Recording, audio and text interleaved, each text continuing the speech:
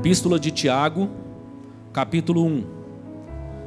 Vou ser bem objetivo nessa introdução que já foi dada e lembrada semana passada, mas basicamente nós estamos com o tema A Vida no Reino de Deus, porque Tiago, que foi o pastor, o primeiro pastor, vamos dizer assim, da primeira igreja cristã, a igreja de Jerusalém, foi ele que esteve à frente da igreja de Jerusalém por mais de 20 anos, ele escreve com esse coração bem pastoral para um povo que passava por momentos de perseguição, enfrentava, por exemplo, momento de fome, de escassez, algumas dificuldades, e Tiago escreve então com basicamente dois propósitos essa epístola. O primeiro propósito é encorajar esses cristãos que sofriam, é municiar esses cristãos, trazer para eles ferramentas bíblicas, ferramentas cristãs, para que eles ficassem firmes durante as provações. E além disso, ele escreve também devido à preocupação pastoral de perceber que algumas pessoas que professavam a fé não evidenciavam com a sua vida a fé que professavam. Então, desde lá do início, nós temos um problema de pessoas que se diziam cristãs e até mesmo os irmãos tendo dificuldade em olhar para as questões práticas da vida e encontrar quais são as melhores respostas que devem ser dadas com viver para as questões cotidianas. E por isso, nós então trouxemos esse tema, a vida no reino de Deus. Então, basicamente eu expliquei aqui que o reino de Deus já está entre nós, mas não na sua plenitude. O reino de Deus é inaugurado com a vinda do rei, o rei esteve entre nós, e agora nós aguardamos a plenitude do reino. No entanto, nós já percebemos a realidade presente do reino, esse reino que se faz presente através dos nossos relacionamentos, através da igreja, através da maneira como o povo de Deus expande o reino. Então esse reino já está presente, mas ele tem um caráter ainda subversivo, diante de um mundo caído, diante de um mundo que nós poderíamos falar de dois governos. A Bíblia fala sobre o império das trevas, e a Bíblia também fala sobre a cidade dos homens, a maneira como o próprio homem, ele segue tentando na força do seu braço reger a vida e a história, tirando Deus de jogada, às vezes até na sua religião, trazendo Deus como se Deus aceitasse ser colocado como uma parte da sua vida. Mas o Deus das Escrituras se revela e diz, não é assim.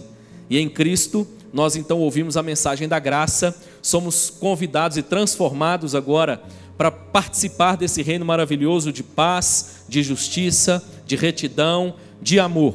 E agora então, precisamos, como agentes desse reino, investigar sobre como devemos viver. Basicamente o capítulo 1, eu apresentei aqui em 2 semanas, 5 pontos até agora, e nós vamos concluir esse capítulo, porque na verdade nós estamos inclusive mantendo o mesmo tema, estamos falando sobre aspectos da vida no reino de Deus, e eu disse que o primeiro aspecto ele aponta para a realidade das provações. Então, num primeiro momento, Tiago, ele aborda de maneira mais enfática a realidade das provações, e ele traz então informações, ferramentas para os cristãos vencerem esse momento e entenderem como que as provações pelas quais eles passam, elas cumprem também um propósito divino nas suas vidas. Eu lembrei de algumas histórias hoje, irmãos, talvez para tentar trazer isso de maneira um pouco mais prática, mesmo aqui na introdução, algumas histórias pastorais. Por exemplo, uma delas eu já contei aqui, uma mulher que descobre o resultado positivo de uma gravidez tão desejada, tão aguardada, esperada há tanto tempo, mas ela a descobre no dia em que ela sofre um acidente de moto com o seu marido, diácono da igreja, e esse acidente ceifa a vida do seu marido. Isso é a realidade, irmãos, da vida de cristãos, irmãos nossos. É a realidade da minha e da sua vida. Por exemplo, um pai que com muito esforço, com muito zelo, com muita dedicação, com muito amor, cria seus filhos, suas filhas, e quando chega na adolescência, depois de um divórcio conturbado, descobre que não é pai das suas filhas. Realidade da vida cristã, irmãos. Um jovem que sai de férias com a sua família, sai para um período de descanso, vai visitar a família, e de repente, durante a visita, ele sai do lugar onde ele estava e vai à casa do sogro, e encontra o corpo do sogro, que havia acabado de tirar a própria vida. Realidades, irmãos, da vida cristã. Notícias terríveis que assolam, que abatem o coração. Talvez você não viveu ou não esteja vivendo algo tão grave, mas certamente enfrenta as suas provações. Já enfrentou algumas e segue enfrentando outras. E Tiago vem dizer para nós, e fica firme, porque vai ser assim até Jesus voltar. Essa é uma realidade da vida. Mas Tiago, ele escreve então com o propósito de encorajar.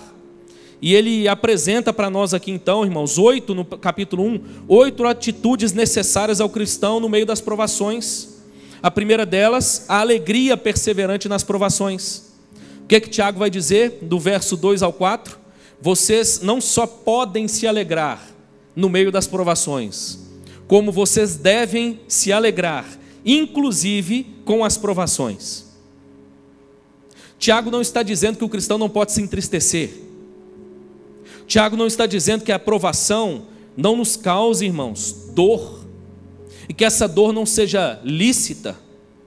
Não, Tiago reconhece a presença da dor, do sofrimento, que são resultado da provação, mas ele diz, olha, no entanto, quando nós olhamos para a realidade das provações que os cristãos enfrentam, nós temos uma certeza: Deus as utiliza em nosso benefício. Então nós podemos nos alegrar, porque o fato de passarmos por provações significa que Deus está nos conduzindo à maturidade, Deus está nos aperfeiçoando, Deus está nos conduzindo a uma perseverança mais sólida. Tiago então vai dizer do verso 5 ao 8, no entanto, pode ser que você se encontre deficiente, pode ser que você se sinta em falta diante dessa realidade, você ainda não está pleno, e você então enfrentando as adversidades, o que você precisa fazer então? Dependa de Deus, se volte para Deus em oração, peça sabedoria no meio da provação, e Ele vai te conduzir sobre qual o caminho que você deve seguir, sobre como você deve viver no meio da provação.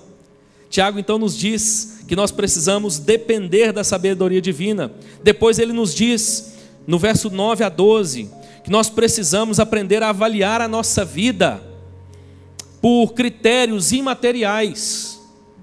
Pastor Augusto Nicodemos, comentando esse texto aqui, por exemplo, ele diz que talvez a maior das provações pelas quais um cristão passa tem relação com dinheiro. Tanto ter muito dinheiro, quanto a ausência dele. Nós vivemos em sociedade, a gente está acostumado, a gente vê por aí o que o dinheiro faz com as pessoas, o quanto ele a cega, as paixões que muitas vezes o dinheiro gera. E aqui, irmãos, são dois cuidados que ele está nos ensinando, nos advertindo para ter. Duas realidades presentes, inclusive na igreja dos nossos dias.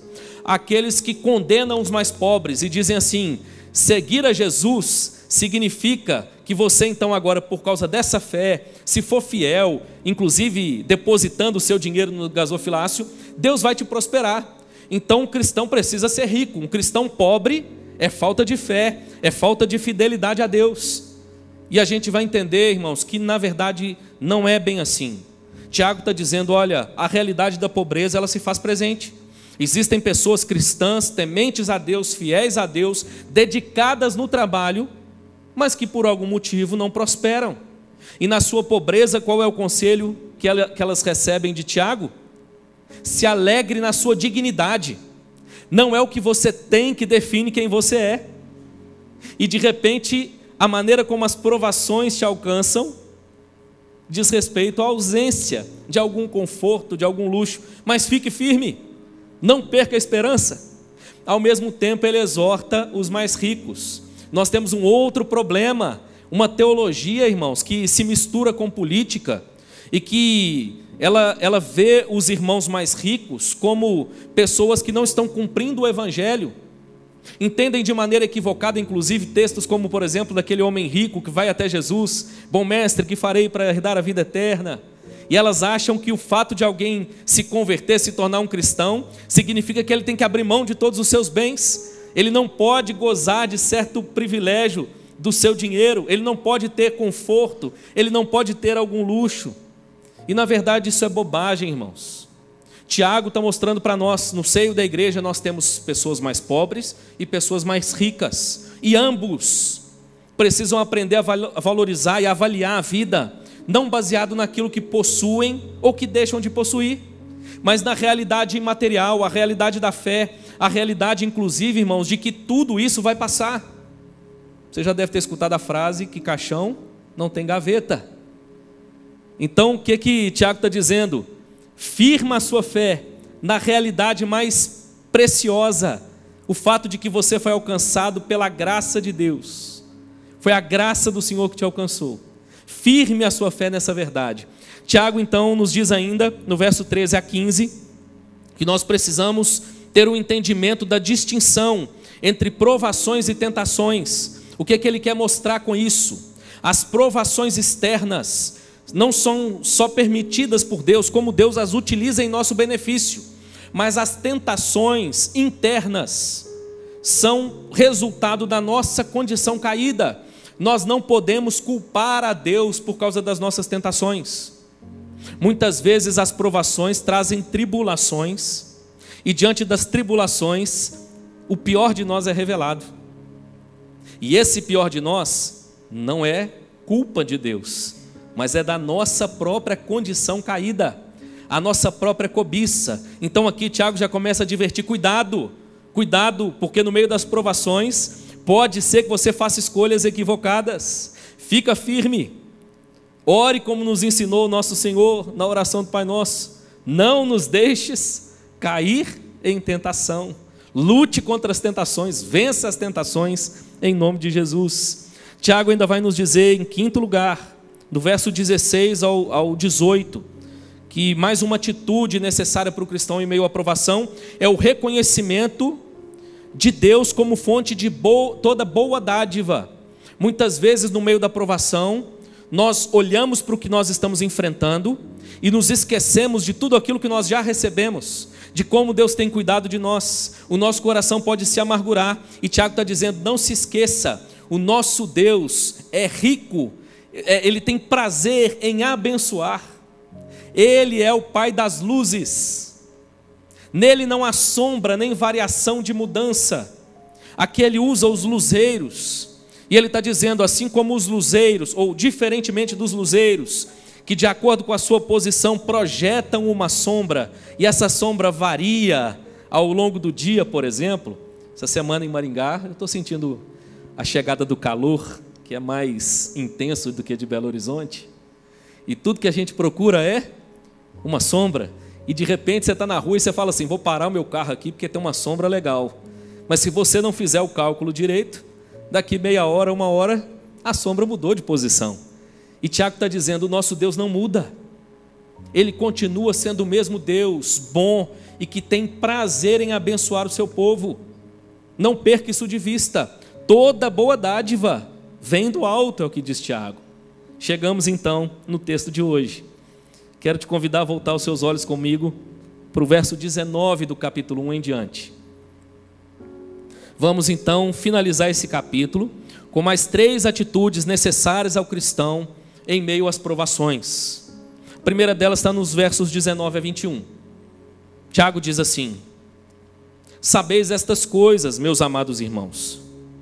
Todo homem, pois, seja pronto para ouvir, tardio para falar, tardio para se irar, porque a ira do homem não produz a justiça de Deus. Portanto, despojando-vos de toda impureza e acúmulo de maldade, acolhei com mansidão a palavra em vós implantada, a qual é poderosa para salvar a vossa alma. Tiago agora nos convida a mais uma distinção. Precisamos compreender a distinção entre a ira humana e a justiça divina. É o que ele está dizendo aí nesse bloco, especialmente o verso 20. A ira do homem não produz a justiça de Deus. Quando ele começa dizendo no verso 19: sabeis estas coisas, o que Tiago quer dizer com isso? Tiago está mostrando, irmãos, que esses irmãos, eles já haviam experimentado o novo nascimento. e que agora esse novo nascimento os estava conduzindo e deveria os conduzir a um novo estilo de vida. E como é que era esse estilo de vida? Tiago, então, ele começa aqui, ainda de maneira embrionária, a falar acerca do pecado ou dos pecados da língua. Ele vai colocar aqui uma distinção entre aquilo que nós recebemos de Deus e devemos exercitar, e aquilo que é fruto da nossa condição caída e que nós devemos cuidar. É interessante que o pastor Hernandes, comentando esse texto, ele diz que aqui Tiago ele caminha agora para trazer a realidade do próximo. É como se Tiago dissesse: diante das provações, cuidado com a maneira como você se relaciona com o seu próximo. Que as provações não o tornem amargo ao ponto de depositar a sua amargura sobre o outro. E é interessante que ele vai aqui apresentar 3 expressões. Eu já disse, irmãos, que eu não gosto muito de ficar trazendo aqui o grego, a não ser quando eu acho extremamente necessário. Mas aqui nós temos uma expressão muito interessante. Tiago vai dizer o seguinte, no verso 19: todo homem, pois, seja, primeira expressão que ele vai utilizar, pronto para ouvir. A palavra para pronto aqui no grego é taxis, que é a mesma palavra para a origem de táxi no português. E qual é a característica do táxi? O táxi ou o taxista é o profissional que, para transportar as pessoas de um lugar ao outro, ele fica de prontidão. Se ele bobear, o que acontece? Ele perde a corrida. Então, como que o taxista fica? De prontidão. Pronto, para assim que ele é chamado, transportar alguém. Aqui ele está usando essa expressão, é uma prontidão intencional. E para que é que nós precisamos ter prontidão? A prontidão é para ouvir. É interessante que você já deve ter escutado essa expressão várias vezes, mas até filósofos usam algo desse tipo para poder se referir a essa realidade que aqui, de certa forma, nós estamos vendo o Tiago trazendo na sua reflexão. Você já deve ter escutado que nós temos 2 orelhas e uma boca, não é à toa. Deveria ser para a gente ouvir melhor e falar menos e com sabedoria. Li alguém escrevendo algo esses dias também, que ainda há uma outra característica muito interessante. As orelhas são externas. A língua, além de interna, é cercada por dentes. Para ela tomar muito cuidado com o que ela faz. E é mais ou menos a figura que Tiago agora começa a trazer para a nossa realidade. Tiago diz então, seja pronto para ouvir. A segunda expressão que ele vai utilizar aí é tardio para falar. A palavra que vai aparecer aqui para tardio traz a ideia de uma pessoa que tem dificuldade de compreensão. Ela tem uma deficiência de entender as coisas. E aí você precisa repetir, você precisa explicar de novo. E ele vai dizer assim, dessa forma, deve ser o nosso falar. Tardio, demorado. Ele está dizendo que nós precisamos tomar muito cuidado com o que nós falamos. E finalmente, ele usa a terceira expressão, tardio para irar-se. E essas 3 expressões, segundo o teólogo Bruce, ele diz que essas 3 expressões parecem se referir todas à questão da ira na conversa, no diálogo, no debate. Então a ideia de Tiago aqui aponta para essa realidade. Em meio a provações, cuidado com a maneira como você se relaciona com o seu próximo. Cuidado com a maneira como você usa os seus ouvidos e a sua boca em relação ao seu próximo. É interessante que o pastor John MacArthur citou certa vez uma pesquisa, ele achou isso em algum lugar, eu não sei qual é a fonte dele, mas ele diz o seguinte: a estimativa média de um ser humano é que nós falamos cerca de 18.000 palavras por dia. Isso seria o equivalente a 54 páginas de um livro. Você já escreveu um livro? Tem vontade? A gente escreve pelo menos 54 páginas por dia. Mas olha o que ele ainda chama a nossa atenção. Em um ano, nós teremos 66 volumes de 800 páginas. É muita coisa, não é? Sabe o que isso significa? Que 1/5 do nosso tempo nós passamos falando. Bom, pelo menos essa estatística que ele pegou. Com toda essa realidade tecnológica, com o ser humano virando um zumbi com o smartphone na mão, pode ser que isso esteja mudando. Mas enfim, irmãos, aliás, às vezes no smartphone nós não falamos, mas nós digitamos ferozmente e expressamos o mesmo problema apresentado aqui por Tiago. A ira humana, o não meditar antes de falar, o não pensar naquilo que está dizendo. Tiago vai dizer que a ira do homem não produz a justiça de Deus. A palavra aqui no grego, ela poderia também ser traduzida como pratica. O que ele quer dizer? A ira humana não exercita, não pratica a justiça de Deus. Em outras palavras, quando a ira entra, a justiça sai. É exatamente isso que Tiago está nos dizendo, irmãos. E ele vai então caminhando para o final desse bloco dizer assim: portanto, despojando-vos de toda impureza e acúmulo de maldade. A ideia aqui é de se livrar de uma vestimenta suja, de uma roupa suja. Sabe quando você está com uma roupa bem suja, você chega do trabalho e é prazeroso quando você tira aquela roupa suja? É essa figura que Tiago está usando. Ele vai dizer então: despojando-vos de toda impureza e acúmulo de maldade, ou inundação de maldade, acolhei com mansidão a palavra em vós implantada, a qual é poderosa para salvar a vossa alma. Tiago aqui então está apresentando um contraste.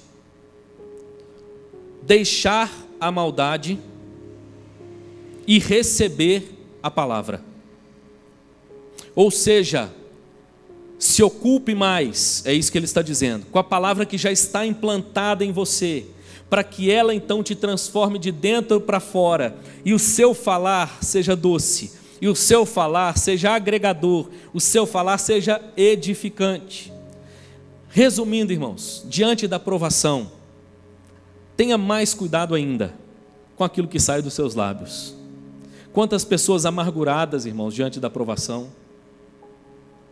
transmitem culpa para outras pessoas, cobrança, amargura, e muitas vezes isso só agrava a condição. Costumo sempre conversar sobre isso com a Ingrid, nesses meus anos de ministério, não só de pastor, mas há 20 anos, lidando com igreja, já como presbítero e tudo mais. Pelo menos na minha perspectiva, eu sempre digo isso para ela: os piores problemas que nós enfrentamos foram relacionais. Existem problemas terríveis, irmãos, mas infelizmente os piores que muitas vezes nós enfrentamos são os relacionais, justamente pela falta de percepção de que a ira humana não produz a justiça de Deus. Então, meu irmão, diante da provação, de repente pode ser que o seu coração se aqueça.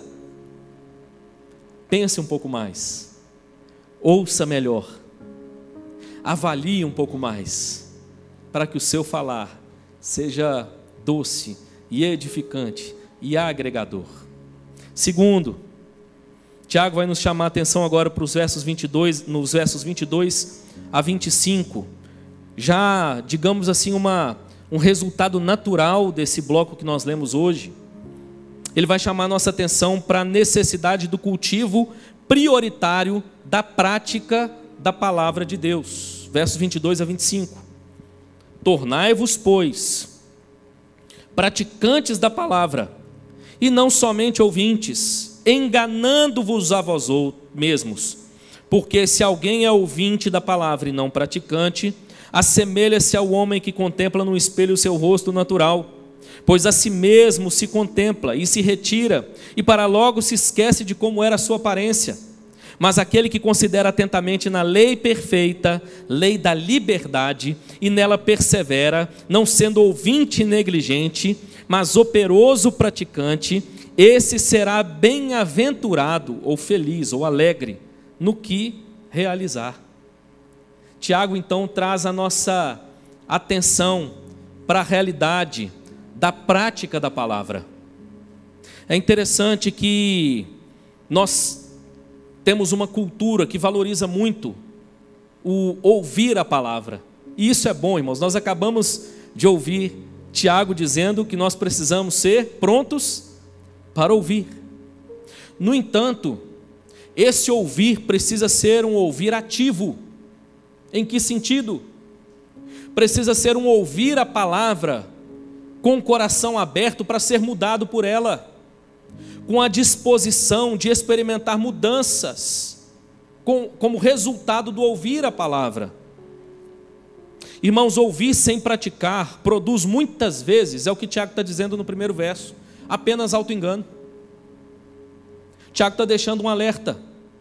Ouvir uma verdade maravilhosa e não permitir que essa verdade transforme a nossa vida, de certa forma, vai nos levar para algo pior, porque traz a sensação de que está tudo bem quando não está.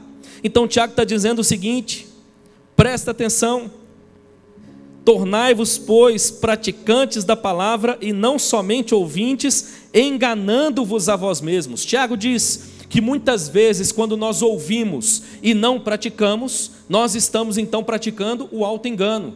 Pastor, então é melhor nem ouvir. Não, não é isso que Tiago está dizendo. É claro, irmãos, que muitas vezes nós ouviremos uma verdade, nós concordaremos com ela e a nossa vida não será mudada de imediato. Mas a ideia é que o nosso ouvir seja ativo. Você já teve a sensação de que, por exemplo, uma mensagem, ela bateu em algo que você tem lutado? Passa um tempo, você ouve outra mensagem sobre o mesmo assunto e parece que você tomou outra surra. De certa forma eu entendo que é isso que Tiago está dizendo. É permitir que a palavra, de fato, ela traga ao seu coração, no mínimo, constrangimento com o seu viver. Que aquilo gere em você o desejo de tornar aquilo uma prática. A realidade, irmãos, de um pastor como era Tiago, é de perceber que muitas vezes um processo de transformação, às vezes, ele é lento.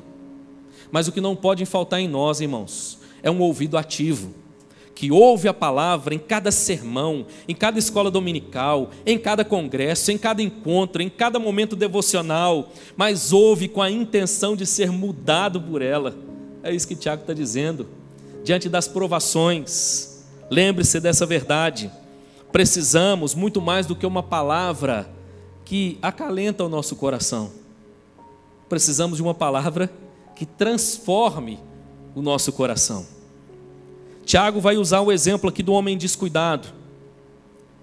Ele diz que, no verso 23, se alguém é ouvinte da palavra e não praticante, assemelha-se ao homem que contempla num espelho o seu rosto natural.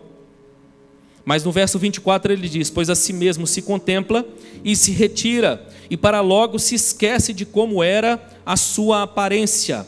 A ideia de um homem que no espelho ele contempla a sua face, ele contempla o seu ser de maneira superficial.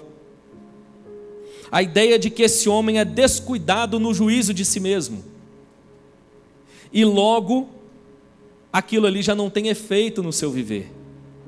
Tiago vai contrastar isso com um homem cuidadoso, aquele que, verso 25, que considera atentamente na lei perfeita, lei da liberdade, e nela persevera, não sendo ouvinte negligente, mas operoso praticante. E ele diz que esse será feliz, alegre, bem-sucedido em tudo aquilo que ele fizer.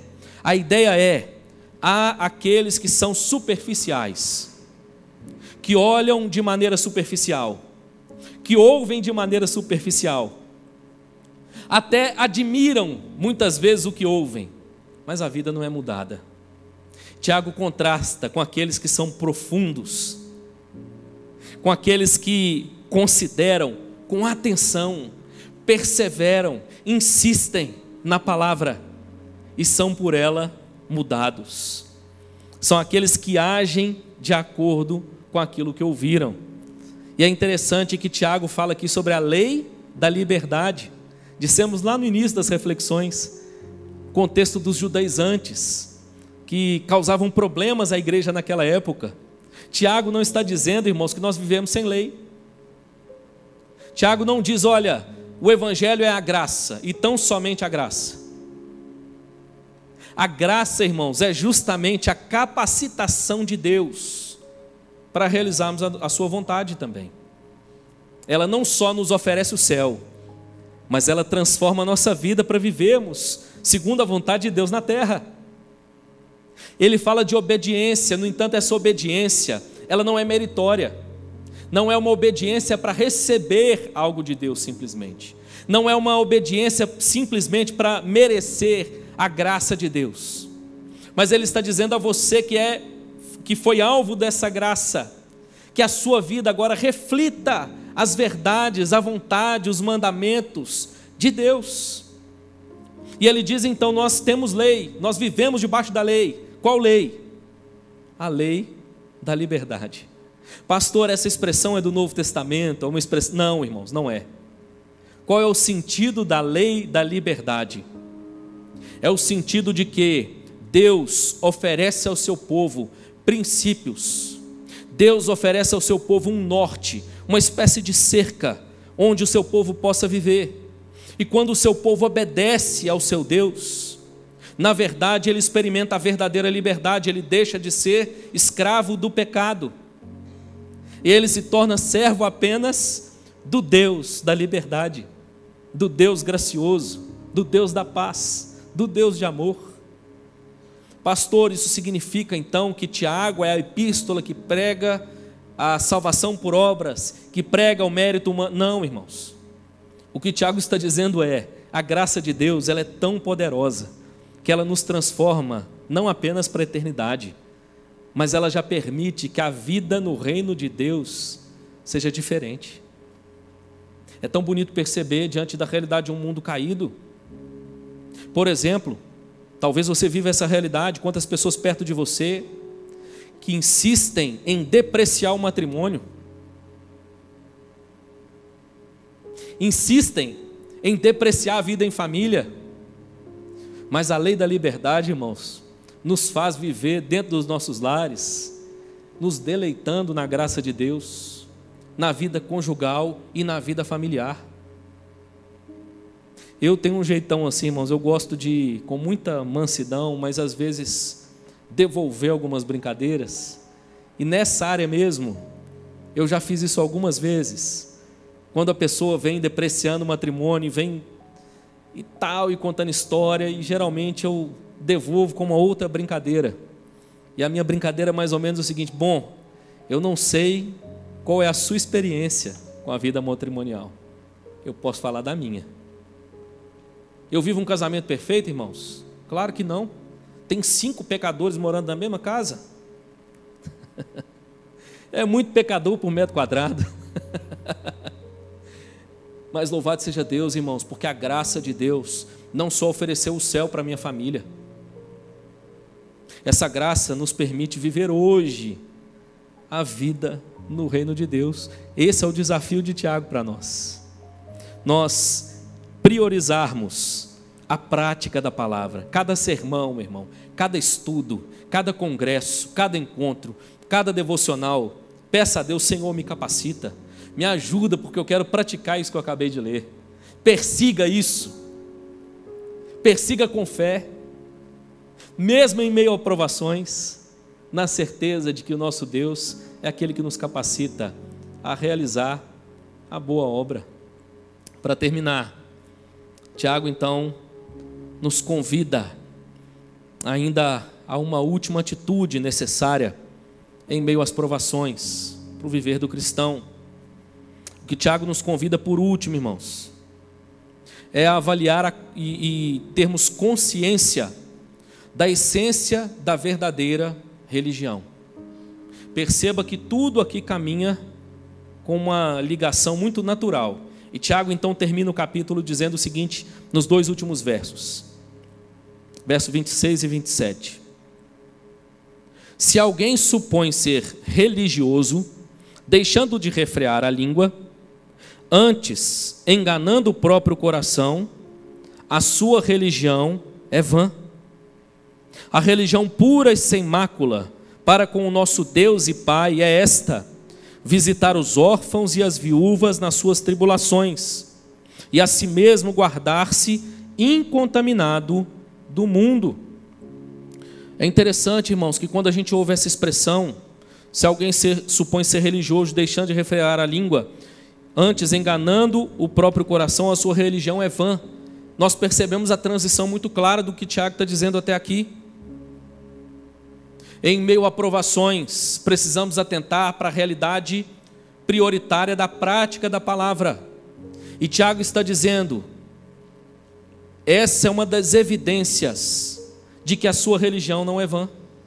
Tiago está dizendo, se você não refreia a língua, essa é uma das evidências de que a sua religião é vã. É um contraste muito simples que Tiago está utilizando. Um autor estrangeiro, irmãos, de um nome bem difícil, eu não vou citar o nome dele, quando eu não consigo, eu prefiro pular.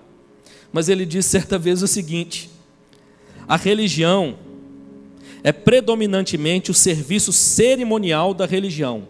A religião aqui, o termo utilizado por Tiago, é predominantemente o serviço cerimonial da religião. E Tiago não está com isso afirmando, como às vezes ouvimos, que esses ofícios são a essência e o todo, nem mesmo os grandes aspectos essenciais da verdadeira religião, mas os declara como sendo o corpo, a treskeia, a palavra grega para adoração, da qual a piedade ou o amor de Deus é a alma instrutora. O que Tiago está dizendo? Porque ele vai apresentar aqui alguns exemplos. Visitar os órfãos e as viúvas nas suas tribulações.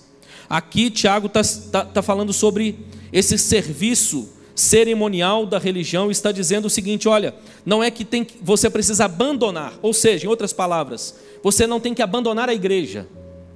A ideia não é abandonar o serviço religioso, mas, como diz esse autor, entender que ele é apenas o corpo, o serviço é apenas o corpo, da qual a piedade ou o amor de Deus é a alma instrutora, ou seja, aquilo que nós fazemos, por exemplo, aqui na igreja, irmãos, participando de um ministério, pregando a palavra, orando com e pelas pessoas, isso na verdade é o resultado, precisa ser o resultado de uma alma que foi transformada. É isso que ele está dizendo em outras palavras. Mais do que fazendo uma defesa assistencialista da fé, o que Tiago está nos mostrando, irmãos, é que o nosso Deus nos transformou para que nós tivéssemos comunhão com Ele, sim, sem sombra de dúvidas, mas para que nós também tivéssemos a comunhão com os outros restaurada. Tiago está chamando a nossa atenção para a realidade relacional. Aqui, irmãos, nós podemos quase que ouvir Tiago dizendo o seguinte: se conhecemos Deus como Pai, precisamos nos importar com os seus filhos. Tiago está chamando a nossa atenção para a essência da verdadeira religião.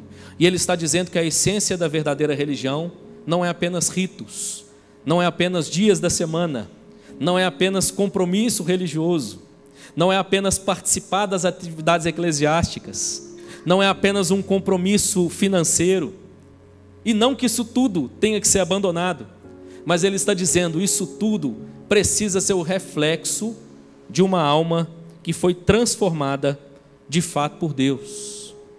Estou caminhando para o fim, irmãos, mas olhando esse último bloco, eu me lembro da parábola do bom samaritano. Jesus conta uma parábola, e nessa parábola há alguém deixado à beira do caminho, machucado. E Jesus diz que 2 pessoas passam perto dessa pessoa e a ignoram. Jesus menciona o levita e o sacerdote. Ambos eram religiosos. Ambos praticavam todo o cerimonial da religião, mas não tinham entendido a essência da religião. Jesus diz então que vem um bom samaritano, pega aquele moço, coloca no seu ombro, conduz, coloca num lugar para ser tratado, paga o seu tratamento.